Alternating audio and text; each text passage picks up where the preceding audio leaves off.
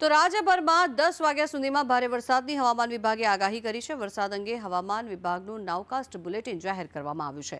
છોટાઉદેપુરમાં અત્યંત ભારે વરસાદને લઈને રેડ એલર્ટ આપવામાં આવ્યું છે, ત્યારે પંચમહાલ, વડોદરા અને નર્મદામાં પણ રેડ એલર્ટ જાહેર કરાયું છે। મહીસાગર અને આણંદમાં પણ અતિભારે વરસાદ થઈ શકે છે, ત્યારે ભરૂચ, દાહોદ અને સુરતમાં પણ અતિભારે વરસાદની હવામાન વિભાગ દ્વારા આગાહી કરાઈ છે। તાપી, નવસારી અને ડાંગમાં પણ અતિભારે વરસાદ થઈ શકે છે, ત્યારે ખેડા, વલસાડ અને દમણમાં પણ અતિભારેની આગાહી કરવામાં આવી છે।